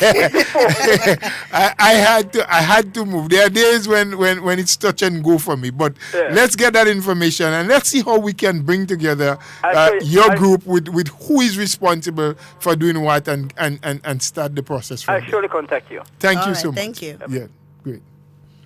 Yeah, but he's making a good point in terms of private sector organizations being engaged in, getting the aspect of community tourism off the ground. Because I would like to see a time when a tourist ship comes to Grenada and they have so many options. For example, we have Food Fest in St. Mark's. I think it's every last Saturday in the month or so on, where you can go and get your steam provision and your smokerine and your waters and your fried breadfruit and fried plantain. Why is it that, and this is an idea maybe for some entrepreneur out there, when liaise with the Ministry of Tourism, Grenada Tourism Authority if possible, and find out if it's possible that you can set up a little stall, at these tourist sites where tourists can get an opportunity to buy a little fried breadfruit that they've never had, buy some breadfruit balls, these kind of things, fry some jacks, fry some fish, these kinds of things, these local things. I had a conversation with some friends here the other day, and they were saying, okay, they're here to visit and so on. Where can they go to get a bowl of oil down? And we don't have a place where somebody could just go and get just strictly local food, where you can just walk in and you get oil down, or you get a Manish waters, or you get some breadfruit balls, or, something along those lines. It doesn't have to be exactly those kinds of food, but just an avenue, an opportunity to just encourage a little community tourism. So I know Food Fest is in St. Mark's. A cruise ship comes in, or two cruise ships come in, and the bus takes the people to St. Mark, and they spend $1 on whatever food stuff becomes available at that place. But we have to be creative in terms of selling our country, in terms of, and when I say selling, I have to be careful when I say selling our country, because people might take it the wrong way. But advertising what and we have in Grenada. Offer, yes. The products that we have to offer. It's Christmas season. We have a few tourists coming in. Where is the man on the street with the sorrel and the ginger beer and the stall set up with a black cake? These kinds of things. We have to be innovative as Grenadians, because tourism can spread far and wide in terms of what you can do to improve the sector. But we as Grenadians must understand that it takes all of us, not just the Ministry of Tourism and the Minister of Tourism and Tourism Authority and these people, not just the big skirt dancers and the pan players and so on. It takes all of us to really advertise what Grenada has to offer. I've seen recently There are some people in Granatang who come out with their baskets on their head and dressed up in cultural wear and so on, and drummers, and that is nice. But that's just in one area. What about all of the other areas in Grenada where tourism is advertised? You know, the Annandale Fall and the Granatang Lake and the Lavera Pond and all of these places. We have to find a way now to move tourism from just a few sites to around the island, you know, where the Tivoli drummers can set up in Tivoli with a few of their dancers, and a bus can come up there. And even if it's a little box you have on the ground to collect a little bit of funding, you know, we have to find innovative ways to utilize the tourism sector. See? That's how people get thinking. Yeah. Yep. Got to get them thinking. And that's where all of the critical thinking skills come in. We have another caller on the line. Good morning, caller. Yes, my dear darling. How you do? You know what I come back for? Tell me. The salt ham. Uh-huh. What I call him, talk about it? Yes. The Why you put clove. the clove? Yes. The clove is to cure the ham when you cook it and you take out part of the salt. Okay. You have to get something to cure it. Okay. So the clove is to cure the ham. So you push the clove I in got it. it from my grandmother. Wonderful. Understand? I thought it was for flavor, but no. No, it's to cure it. It's a clove, and you could boil the ham with a few salt too. With Yes. a few clove. in Clove, it too. yes, we And do then that. you take it down and you put it to cool. You Before shove you put it inside. away, you pack it up with salt. You jug the clove through the thing. Yes. Yes. All right, So Miss. that is how it is. Thank you for that. Thank you for that education. All right. All right. It's for curing. For curing. Well, I learned something new today. You know, this is what this program is all about, to learn something new every day. And I'm hoping that we can get, maybe this week, I'll try to see if we can get the Minister of Tourism to come in and just, because we are in the season. It is the tourist season. And we want people to know what options and opportunities are out there for them, you know, because we don't do much. And I'm not talking about the few that already do, but we don't do much as Grenadians to promote Grenada. That's how I feel. I feel there are so many aspects of our country and of our history that we can advertise that can make people want to come here, apart from the carnival, you know. So Grenada has a very rich history, and we must try our best to bring that out. Where are our stick fighters? You know? They don't exist anymore. Where are stick fighters? Where are big drum? And even in Carriacou. Mr. Fleury just died. God rest his soul in Yes. peace, and our sympathies to his family. Of Big course. drum dancing. I mean, there's a lot that you're talking about. We have to reintroduce them. Yeah. Because one of the failures that we have had as a people in a country is that we never properly documented a lot of those things, you know? We cannot go back and look at tapes. We cannot read about them. So some things we hear, some things are just passed on, some things were just picked up by people.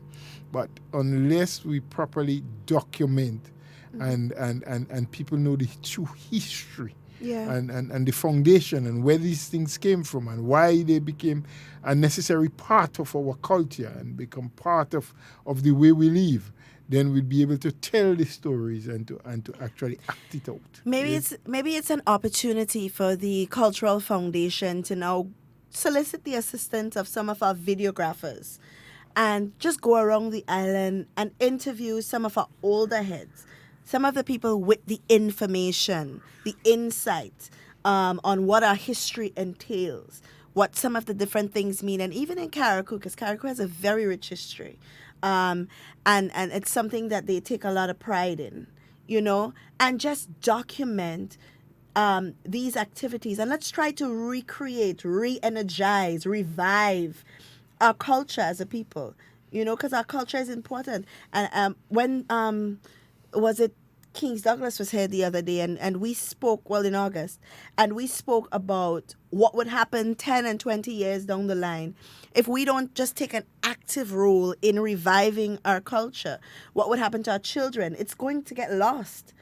And then we would, we as a people would say, well, nobody can do nothing, but we have to take that initiative to do what we need to do to get our culture back up and running. And we have another caller on the line. Good morning, caller. Okay, just for 2 seconds. That one is to Mr. Bola. Sister Duncan, you could listen to. But being as Mr. Bola is a man who does be on the farm. Mm-hmm. Mr. Bola. I'm listening to you, sir. All right. There's a guy he had 2 cows. He decided he wanted to sell his cow. He said he wanted to sell one of the cow named both together and the next cow's name and not one without the other. So he decided selling both together and not one without the other. So he asked for 20 pounds in them days. Yes. That time in Grenada they use pounds. Pounds, yes. And the butcher come for the cow. So the man showing the cow, he went and take both together. So he put it on the truck. And then he went to the next cow to take the next cow. So the man said, I'm telling you, I'm selling both together and not one without the other. So the man had a problem with that. So he took him to court. Yes. That was, and then time, I think Mr. Crampton was the magistrate. Yes, Mr. Crampton used to be a St. Lucian magistrate. Yes. So the man said, okay.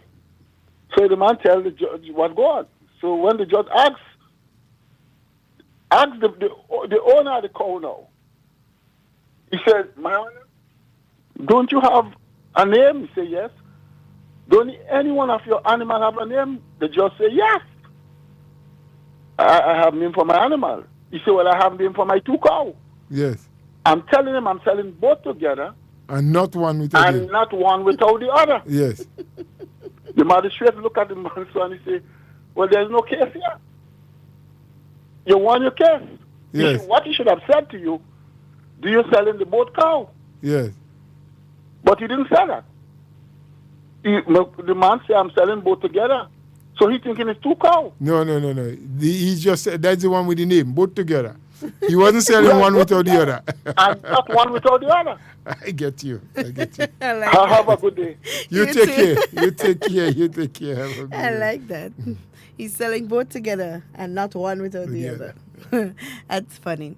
So, Mr. Bola, we have to, as a people, try to find a way to help government, because government is not going to be able to do it all. Not just this administration, but there will be no administration in Grenada that's going to be able to do it all.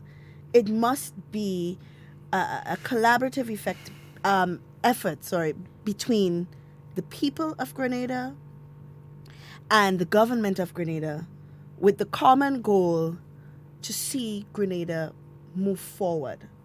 Well, in helping government, we're actually helping ourselves. Yeah? Absolutely. Yeah, because at the end of the day, we are the ones that will benefit from whatever good is there. And sometimes I think that is what we lose sight of, and we think, well, I'm not doing it, I'm not participating because I'm helping the government. Well, who is the government? It is us. It's us. So we're helping ourselves. And we're going to take this last call for the morning. We seem to lost that. No, we lost that one, but we have another one. Good morning, caller. Good morning. Very interesting program to both of you, Mr. Bola and Ms. Duncan. Ms. Duncan, what you said is a very, very good, what I should say, important activity what people could do. But another suggestion that I have, maybe they could do up those, those inventories, if that is the right word, give them out on the cruise ship. Different parishes creating different type of food, so nothing will really go to waste. We have in St. George's, they'll do steam down, whatever, St. John, what they are famous in doing. Yeah. So I think it's a very creative way you think about to create employment. Thank you so much. I see time is up. We'll develop that some more. Thank you. Thank you too, You're and enjoy welcome. the rest of your day. Yeah, we have to as a people think about ways that we can help to improve the product that is Grenada. You know, because Grenada is a product.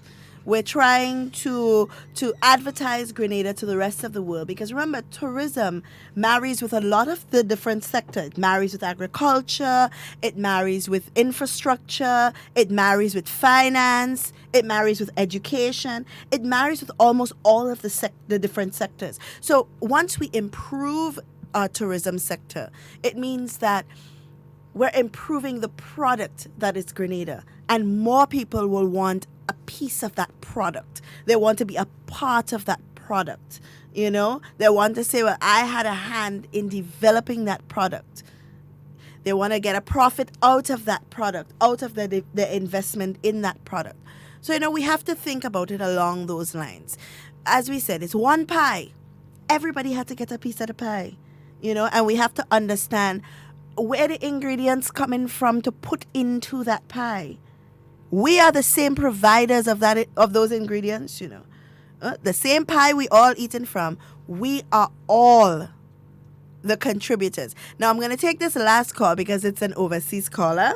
And we always love to hear from our people in the diaspora. So, good morning, caller.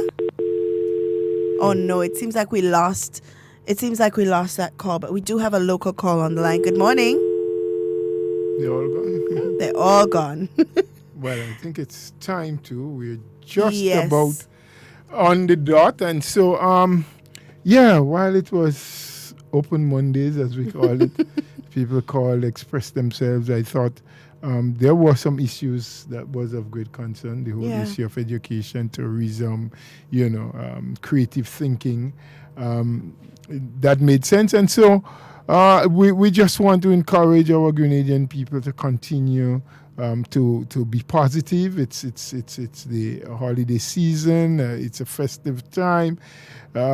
Take some time to concentrate. Why is there really a Christmas season? Why is there that celebration? It's about the birth of Christ. Let's look at the way in which we do things. Let's look at the way in which we live in our community, with our family, with our friends. And maybe Christmas time is a time when we can do some introspection and try to change around some of the things that we did for 2019, and hope 2020 will bring us a year when we can do better than we did before. But all in all, we'd like you to be safe. We want you to be secure. And as one of the callers asked, there's some information out there that we're hearing. Let's try to listen and get to the bottom of it before we start making any kind of statements that we may have to come back and retrieve, because we did not have the facts. I really do enjoy spending time with you. Have a good Monday and a splendid week this week. Thank you and take care. Absolutely. And on that note, guys, it's time for us to go. In whatever you say and whatever you do, be safe, be secure. We want to be talking with you and not about you. Enjoy the rest of your day. The following is a statement from the government of Grenada on diplomatic appointments. The government of Grenada categorically denies the allegations which were recently made in the media regarding the CBI program, as well as the issuance of diplomatic passports. The government further states that no one has made any campaign contribution in order to be appointed as an ambassador. Neither is there any requirement for individuals to make campaign contributions in order to be considered for an appointment.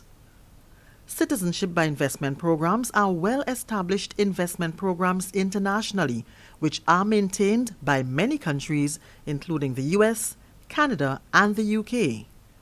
Grenada's CBI program has been ranked as one of the best-run programs by the International Monetary Fund, World Bank, and other financial institutions. There were many unfortunate pronouncements which have led to confusion following a recent well-publicized television documentary, which leaves the erroneous impression that the issuing of diplomatic passports is a natural extension of or in any way related to the CBI program. The two are governed separately and have their own rules for implementation under clear policy guidelines. Furthermore, the government of Grenada has a clear and distinct policy which has been in place and implemented by all administrations since 1974, which governs the appointment of diplomats. That policy is consistent with international norms that have been set out under the Vienna Convention, which governs these matters. In fact, it is important to note that a diplomatic passport does not automatically grant immunity to the holder. The only appointments that are subject to diplomatic immunity according to the Vienna Convention on Diplomatic Relations are officials who are accredited by the receiving state. Ambassadors at large, as per international protocol, while they benefit from certain courtesies, have no diplomatic immunity anywhere since they are not accredited by a receiving state. All persons considered for appointments must A. be of good reputation and proven competence, B. not have any criminal record, C. possess the skills necessary to function in the designated role, and D. submit to rigorous and satisfactory due diligence checks prior to and at any time during the appointments. It is categorically false that diplomatic appointments are for sale and have in any way been bought by non-nationals who currently serve the interests of Grenada overseas. Any attempt to tarnish the name of Grenada and the people of Grenada can be rebutted with facts. Even the Al Jazeera documentary admitted in several instances that they were only making allegations and, by their own admission, stated several times that they could find no facts to substantiate their claims. The government of Grenada reassures the nation that its diplomatic appointments, as well as its CBI program, are conducted with the highest levels of integrity.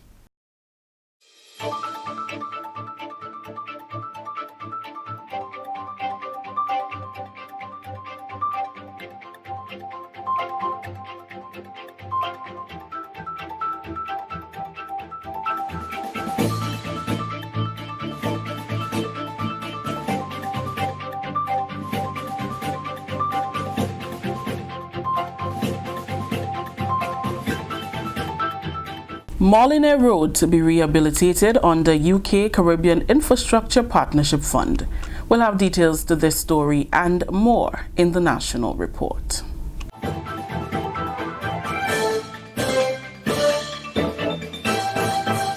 Welcome back with the details to the news for Friday, December 6th, 2019. I am Rakisha St. Louis. Works Minister says the Molineux Main Road will be given attention before year end. This is as government continues to place infrastructural development on the front burner. Minister Gregory Bowen says remedial work will commence in Molineux following construction work on Marast Hill. He said funding for the Molineux rehabilitation work will come from the United Kingdom Caribbean Infrastructure Partnership Fund. Grenada received $28 million under the fund to prepare a feasibility study and detailed designs for the upgrade of the Western Road Corridor. We are also looking at the slip in Molineux. So as we get this out of the way on Monday, we'll see all hands on Molineux, which will entail a lot of geotechnical study. This one is even more difficult than what we have here. But we have the UK SIF project coming on stream, the $28 million given by the United Kingdom when the Prime Minister visited us, remember, so many years ago, and he gave money to Grenada, to Jamaica, and the other part. We do have this fund there, and we'll do that studies along the Western Main Road, where we have slipped in St. Mark, and now this one we'll ask them to do it first, so we can correct Molineux first, and at the same time correct this. The UK fund provides grant financing to 8 Caribbean countries eligible for overseas development assistance. During this week, there were several events scheduled as part of the Caribbean Examination Council CXC 2019 governance meetings in Grenada, which has so far been a success. Several officials from CXC, including the Deputy Chairman, Dr. Marcia Porter, Registrar and CEO, Dr. Wayne Wesley, and Pro-Registrar and Deputy CEO, Dr. Carol Granston, along with the regional top awardees, arrived earlier this week to participate in the week's activities. We get more in this report from Annette Moore. The CXC 2019 Governance Meetings Week of Events in Grenada began with an early morning interview of 3 top awardees on the Grenada Broadcasting Network. Following this, awardees and CXC officials, along with the Permanent Secretary for Education, Kevin Andel, paid courtesy visits to Her Excellency Dame Cecile Langrenade, Governor-General of Grenada, Deputy Prime Minister Honorable Gregory Bowen, and Honorable Pamela Moses, Minister with responsibility for tertiary education, skills development, and education outreach. At the Governor-General's residence, Her Excellency spoke to and interacted with the regional top performers and CXC officials. How do you balance your work life and your personal life? How do you balance being the Governor-General, or does that being Governor-General roll over into your personal life? Some people sort of isolate the position from their personal life from being Governor-General, but I have been able, luckily, to incorporate both. So I spent on Saturday night, I went to the final of the football match between the parishes, and one of my friends attended with me. So I sort of incorporate it like that, so it doesn't really affect me that much. At his courtesy call, the Deputy Prime Minister welcomed the awardees and the CXC officials. It was great pleasure that I welcome you to our country and compliment you on your achievements. I have to take this opportunity too to compliment the Regional Examination Council. Students shared their achievements and hopes for the future, and Honorable Bowen responded with encouragement. There were many adversities, and how I overcame those adversities was through the intrinsic motivation I possessed.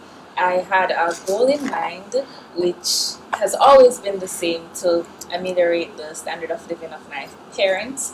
I've seen them made so many sacrifices to ensure that I am where I am today, and I believe that this is the best way to repay them. So that has always been the driving force behind all of my successes, and being here is such a pleasure. Whether you're in the government, into the political arena, or you into the private sector, or education or otherwise, please, we are looking forward to your continued excellence, and you're inspiring the others in your generation to do better. Minister Bowen was also gifted an art piece in addition to other officials during the courtesy visits from a CXC student of art. Honorable Pamela Moses, meeting with CXC officials at the Ministry of Education, congratulated CXC on its 40th anniversary and encouraged the top performers to continue to pursue their goals while impacting the world positively. I know that you're not too young to feel that need and that desire within you to change the world. Interested in keeping our environment clean, keeping our environment safe. I'm especially interested in things like coral reef farming and stuff like that. I'm really interested in maintaining and protecting the environment. Also, I'm interested in starting my own business in agricultural science. I like the idea of producing, eat what you grow what you eat. On Wednesday, December 4th, CXC officials and local officials met with secondary school principals at the Grenada Trade Center Annex to inform them about existing, new, and upcoming initiatives by CXC while addressing stakeholder concerns. But we recognize that there is some dissatisfaction out there. Readiness for e-testing. E-testing has been a concern for many of our stakeholders. We're going to talk about some of that today. Technological capabilities to do this, timely and comprehensive communication, and the quality of our test are some of the concerns being raised. On November 5th, CXC officials again met, this time with the School Examination Committee, or SEC.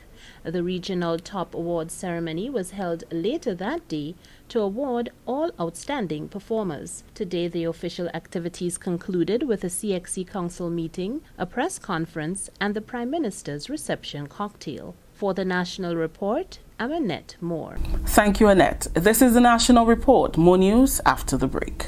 The Carriacou will be transformed into a magical wonderland with lights, fun, music and action on Friday the 6th and Saturday 7th December in the first annual Festival of Lights. On December 6th, the action begins at 6 p.m. and on the 7th, the action begins at 5 p.m. and we go until 11. Come with your family to enjoy an amazing light show, a concert featuring our top local artists, Parang, Carol, Santa's Village, a kids zone, string band music, a Christmas night market, local cuisine and much, much more. But wait! There's more. On the 14th, the festivities begin at 5 p.m. and on the 21st, it kicks off at 3 p.m. Festival of Lights is sponsored by the Grenada Hotel and Tourism Association, Hideaway True Blue, Range Development, Harvey Law Group, National Lotteries Authority, Glenelg Natural Spring Water, Netherlands Insurance, and Jonas Brown and Hubbard's. Festival of Lights, the Carriacou, December 6th and 7th, brought to you by the Grenada Tourism Authority and the Ministry of Tourism. No unauthorized vending.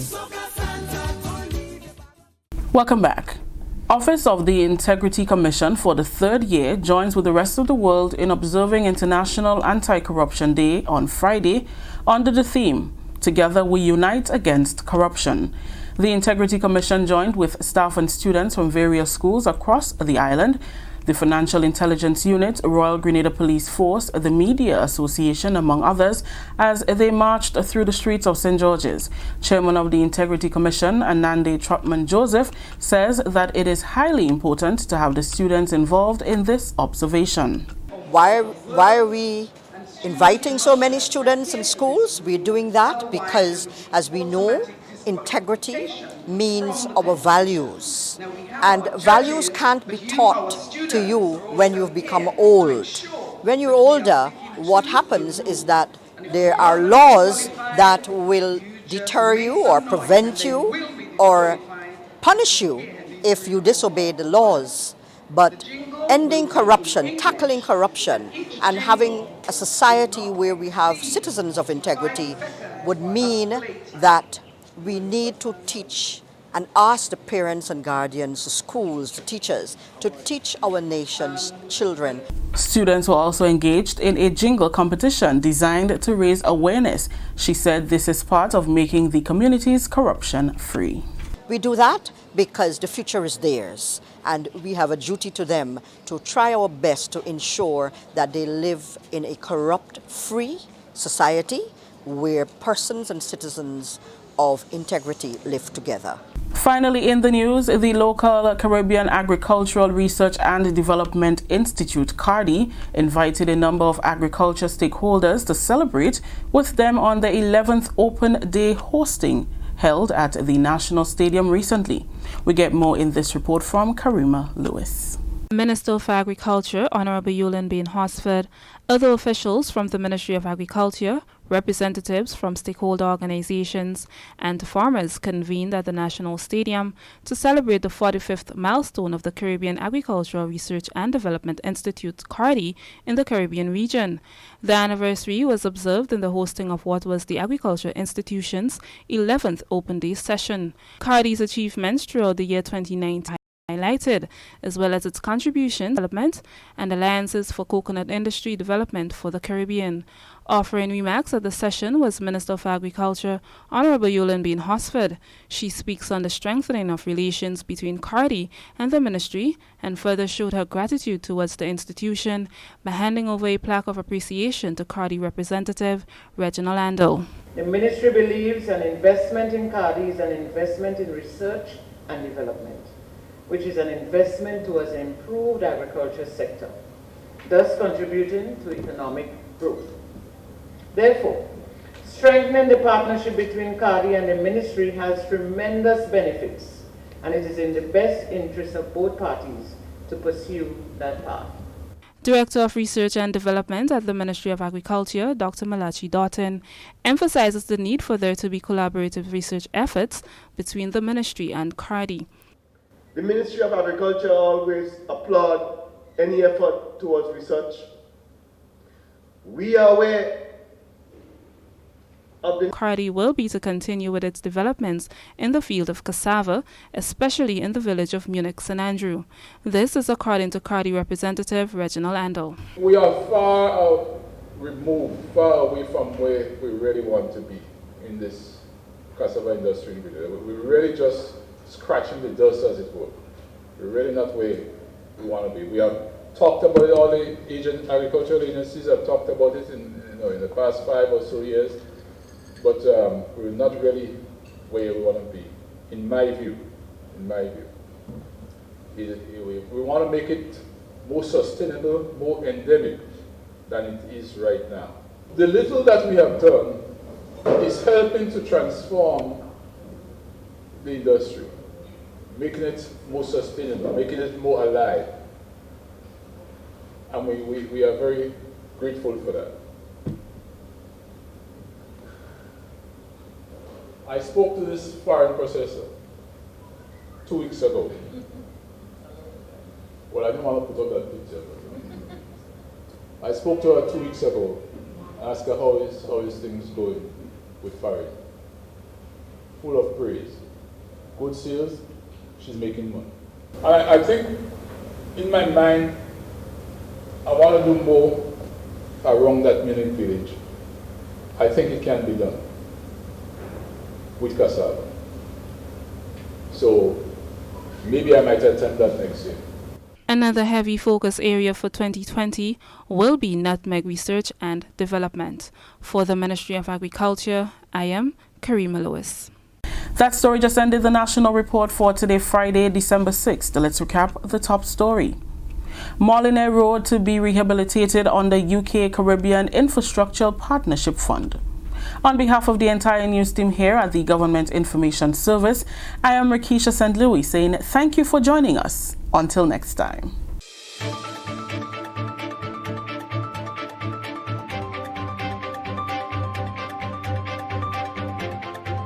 Stay up to date with all that's happening with the new national party, NNP. Send us a message via text or WhatsApp on 405-8683 with your name, email, and constituency. Stay in the know with NNP. Get updated.